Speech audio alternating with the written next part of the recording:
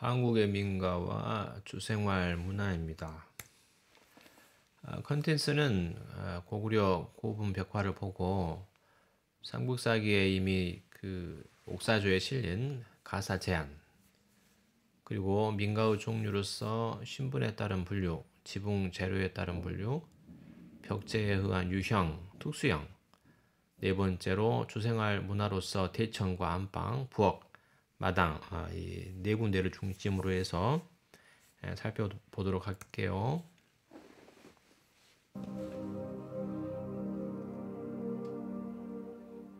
고대 사회를 이해하고자 할 때 그림은 문자 이상의 많은 이면의 이야기를 담고 있다.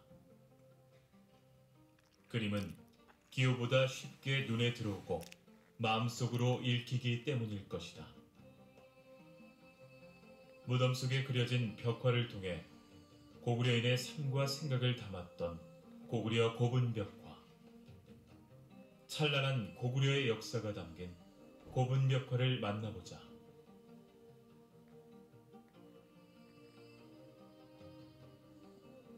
고구려 사람들이 언제부터 무덤 속에 벽화를 그렸는지 확실하게 밝혀진 건 없다. 안악 삼업은 고분벽화가 고구려 초기 벽화의 모습을 나타내는 귀중한 자료로 전해지고 있다. 고분벽화는 고구려가 도구로 삼았던 평양과 지안 지역을 중심으로 그리기 시작해 점차 주변으로 퍼져나갔고 약 1300년 뒤인 20세기 초 고구려 멸망 후 소문으로만 떠돌던 벽화에 대한 이야기가 평안남도 강서군수를 지내던 이우영이라는 사람에 의해 다시 세상에 그 모습을 드러냈다. 무덤 속에 잠들어 있던 고분벽화. 벽화 속에는 당시 고구려 사람들의 생활과 생각이 고스란히 남아있었다. 자, 벽화를 좀 자세히 보시면요. 이것은 덕흥리 고분입니다.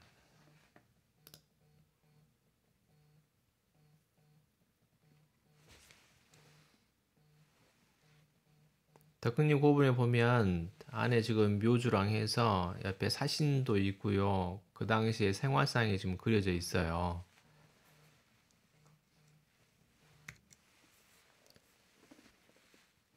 그리고 그 당시에 그 유명한 기마병이죠. 기마병에 대한 내용, 뭐 전투 장면, 뭐 이런 것들이 그 당시 생활상이 잘 그려져 있습니다.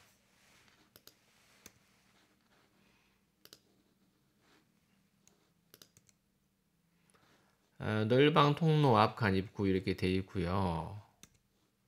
지금 보시면은 묘주 초상화가 그려졌죠. 그 당시에 인테리어 장식을 알 수 있는 그런 자료가 되고요.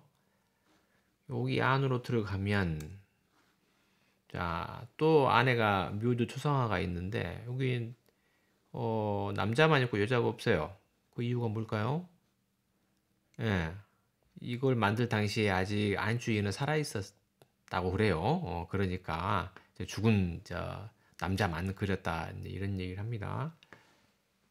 여기 이제 마사의 장면, 그 당시 이제 말 타고 노는 장면들이 그려져 있고, 여기 보면 지금 마루로 돼 있죠. 고상식이라고 해서요. 이미 이 당시에 이런 고상식 건축물이 이미 만들어졌다는 걸 알 수 있고, 여기 보면은 요 기둥이 있고요. 여기 이제 상인방인데 상인방하고 이 도리 사이에 이런 걸로 장식을 했다. 인자 모양으로 이미 이제 이거 공포라고 하는데요. 이런 포작이 이미 고구려 때 돼 있다라는 것을 잘 아실 수가 있습니다.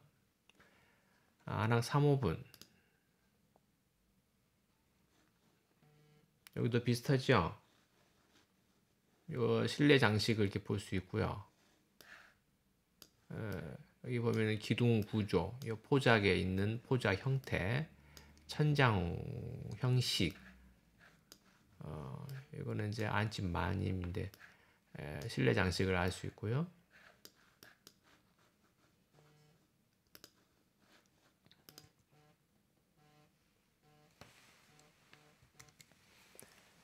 자, 묘주의 초상화인데 묘주는 옆에 신화보다 더 크게 그려놨네요.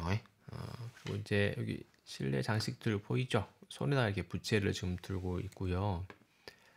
안주인도 마찬가지입니다. 시녀보다 좀 크게 했고 굉장히 살이 쪘네.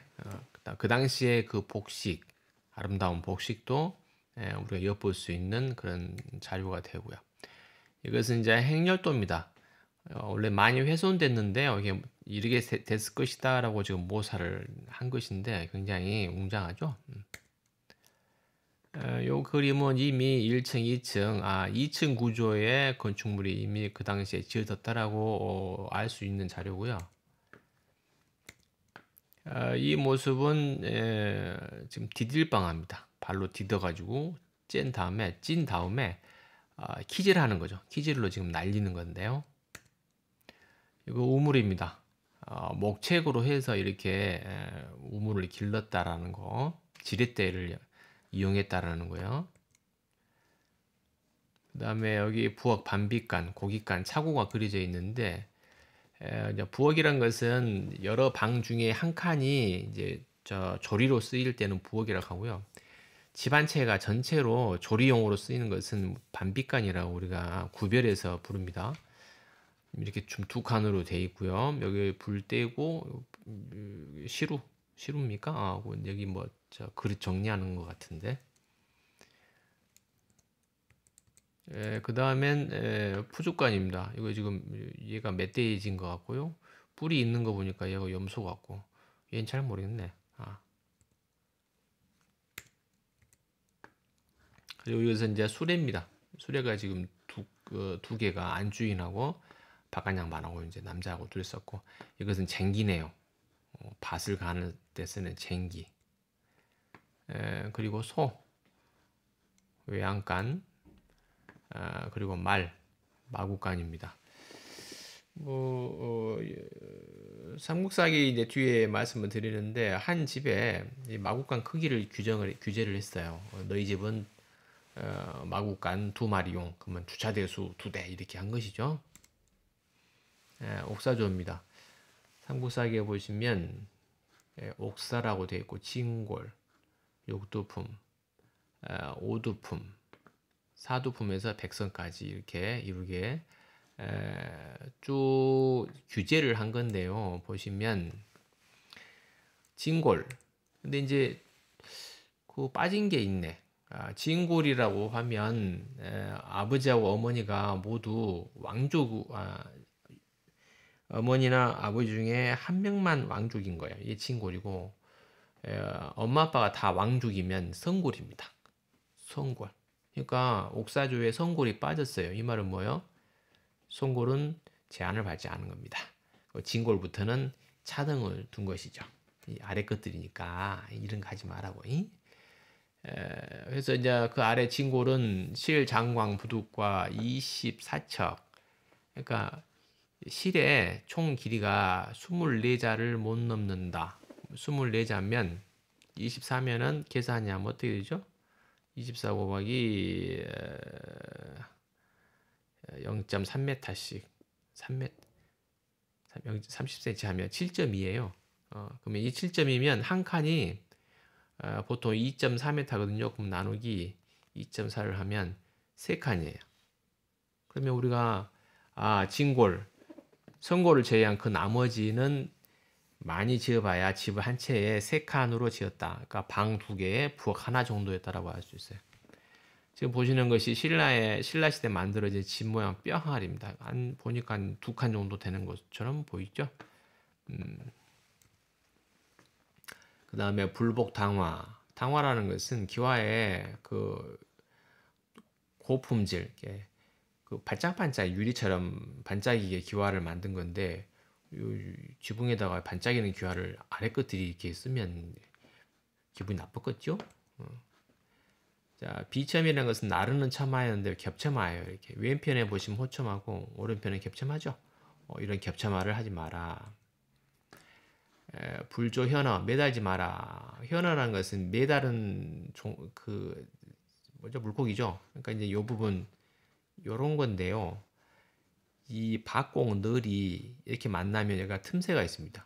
이 틈새를 철물이나 다른 걸로 이렇게 장식을 해서 가려놔요. 현어라고 하는데 이거 하지 말라고, 잉? 아래 것들이니까. 그 다음에 장식하지 마라. 금, 은, 유석은 노쇠예요. 금이나 은이나 노쇠로 장식하지 말고 오체는 5가지 색깔이니까 단정이죠. 그러니까 이제 지금 말하면 페인트 칠도 하지 마라 이 말이고요. 부마 개석은 부말은 연마하지 마란 말입니다. 개석은 층계, 계단석을 연마하지 마라. 지금 보시면 이게 창덕궁의 낙선제입니다. 왕실에서 쓰던 왕족들이 쓰던 건데 계단이 이게 반듯반듯하죠. 계단석들이 이거 다 갈아서 한 거죠. 석공이 쪼아서 이거 하지 말고 그냥 아래 것들은 어째 그냥 막돌을 써. 막돌. 그 다음에 불치 삼중계는 뭐냐면요. 계단을 3계단 이상 하지 마라. 이건 바로 하나, 둘, 셋, 넷, 4계단이죠. 왕실이 쓰는 거야. 4계단이. 아래 것들은 뭐야? 3계단 밑으로만 해야 요 지대가 낮아지겠죠. 여기 집에 지대가 높은 꼴을 못 본다. 예, 창덕궁의 낙선제입니다. 잠깐 한번 보시면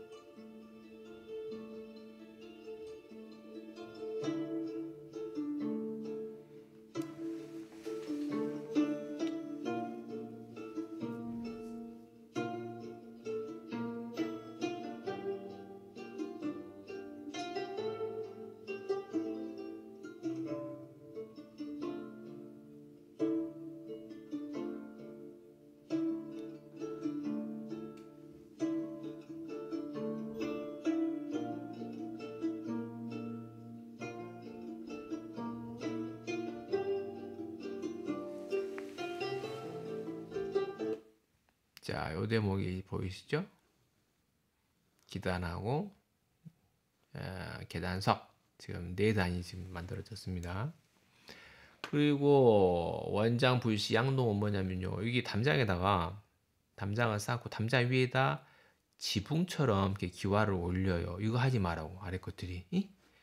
그 다음에 부도석계는 석계를 칠하지 마라.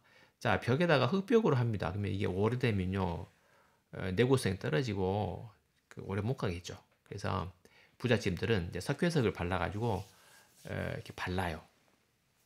회반죽이라고 하죠. 회반죽을 바르면 색깔도 예쁘고 내구성이 오래 간다. 근데 이것을 아래 것들은 누구들이 어디 감히 이런 걸 하냐. 네, 이런 얘기죠. 그 다음에 얘는 이제 실내 장식에 관한 겁니다. 리엄은 발이에요. 발. 햇빛 가리는 발. 지금 커튼과 같은 비슷한 건데 그거에다가 그 테두리에 금지한다. 금, 개, 수, 야초라 이런 문양들을 발 가장자리에 이렇게 예쁜 문양들 하지 말아. 너희들은 아래 것들이니까. 그리고 병풍에다가 수를 놓지 말아라. 예쁘게 수는 병풍 인테리어 그 장식으로 쓰지 마. 이 말이죠. 상은 침상에는 대모 거북이 머리 대모로 장식하지 말고 향기 나는 침향 향기 나는 거 쓰지 마. 이런 얘기예요. 이런 거 시시콜콜하니까 다 규제를 한 거죠. 그 다음에 이제 그 밑에 육두품은 더 심해지는 거죠. 이제 21층만 짓게 됩니다. 21층. 그러면 3칸 하더라도 집이 좁아지는 거죠. 그러다가 이제 5두품 이게 내려가면요. 이제 3칸이 도저히 지을 수가 없습니다. 2칸으로 줄어드는 거죠. 그리고 이제 불시비첨, 중복, 공화, 현화 이런 것은 이런 거예요. 기둥 위에 이렇게 화려하게 장식한 거 이런 거 하지 마라 이 말이죠. 그 다음에 이제 계단을 6두품부터는 2중계만 2계단만 써라. 그렇고요. 담은 8척을 못 넘는다 그러면 30cm 하면 28에 16이죠. 담장 높이가 1.6m를 넘지 못하고 중문하지 말고 사방에 문을 내지 말고 마구간은 용납합니다. 5마까지만 5마리. 그 다음에 5두품 내려가면 더 심해지겠죠. 이제 실이 18척으로 줄어들고요. 산수목도 못 쓰게 하고요. 불치, 수도 이게 짐승의 얼굴에 이런 거, 짐승 얼굴, 괴물 얼굴 이런 거 하지 마라. 이거들. 그다음에 동하고 납도 쓰지 마. 담장 높이는 7척, 그러니까 37, 21, 2.2m를 못 넘고 점점 이제 좀 심해진 거죠. 그다음에 능 이런 거 쓰지 말고 대문 짜지 말고 사방문 하지 말고 이제 구용 어쩐다고 마구간은 용납한다. 세 마리까지만. 자, 사도품에서 밑에 백선까지 싹 싸잡았어요. 실 장광 실의 크기는 15척. 저 줄어들었죠. 불시 조정. 여기 조정이라는 것은 여기 저 천장 마감입니다. 이렇게 천장을 이렇게 막는 것을 조정이라고 하는데 이거 하지 말라. 그다음에 산석도 쓰지 마라.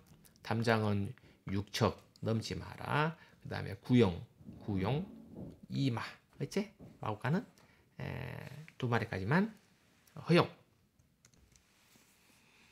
자, 양반집 구례 운조로 사례를 하나 들어보도록 하겠습니다. 요거 지금 안채고요. 사랑채, 안채. 그다음에 자, 구례에 위치한 이 운조로는 보시면 이렇게 미음자 집이에요. 이렇게 여기 지금 문간채 있고요. 여기 사랑채 있고요. 뒤에가 안채, 여가 지금 사당, 가묘 사당이 이렇게 있습니다. 이렇게 미음자로 돼 있죠. 이렇게 미음자. 근데 원래는 전라도 집은 일자형이에요. 그리고 미음자는 경상도 집입니다. 근데 왜 전라도에 경상도 형태가 들어왔을까요? 자, 이 집 주인 이제 유이주라는 집 주인이 원래 경상도 사나이예요. 근데 서울에서 이제 한양에서 낙향을 하는데 경상도로 안 가고 전라도로 왔죠. 그래서 자기가 살던 경상도 집을 전라도에다 지은 겁니다. 이렇게 됐고요. 여기 지금 행랑채이고요. 이렇게 들어가면 사랑채, 여기 앞마당, 그리고 안채 있고 사당 이런 구조로 되어 있죠. 이 중에서 가장 깊숙한 공간이 어디인지 이제 그 공간 구문론 스페이스 신텍스라는 그 뭐 연구자가 이렇게 연구를 했는데 제일 깊은 데가 어디였을까? 사람이 잘 접근 못하는 데가 여기 안채 뒷마당입니다. 여기 그 아무도 들어갈 수도 없고 시선도 차단된 것이죠. 그래서 이제 사실 이제 여름에 덥고 하면 아녀자들이 어디 좀 씻고 하기가 굉장히 힘들어요. 근데 여기 뒷마당에서 다 그랬다고 해요. 이쪽으로 들어가는 문간채 앞에 있는 연못.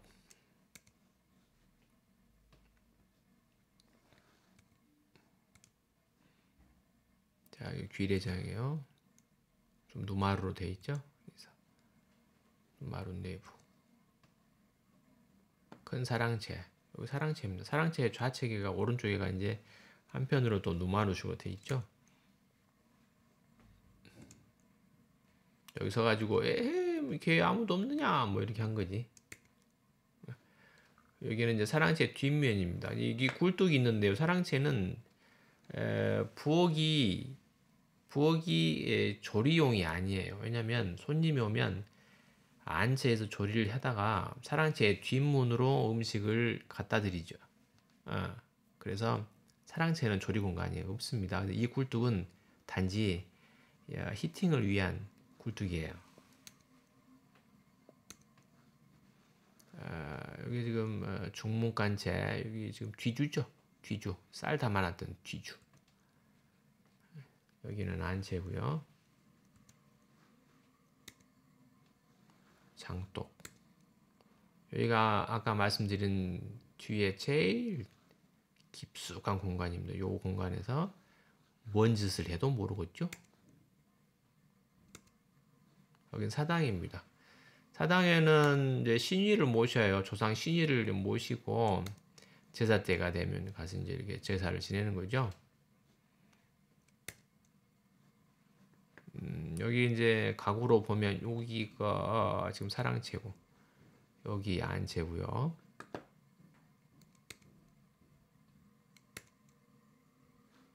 야, 옛날 모습입니다. 사실은 이제 건축 주생활 문화라고 하면 옛날에 어머니들이 이렇게 가서 막 물레도 짜고 뭐 이런 그런 생활이 있었죠. 그런 행위가 있었지만 요즘엔 보기 힘들어요. 그래서 이제 현재 뭐 문화재로 지정돼 있어 남아 있는 전통 가옥이나 이런 것이 사실은 껍데기만 남아 있는 거죠. 그 박제된 것처럼 껍데기만 남아 있고 그 형태만 남아 있고 그 안에서 이루어졌던 각종 주생활 문화는 거의 이제 찾아볼 수 없는 그런 면이 좀 안타깝다라고 말씀드릴 수 있죠.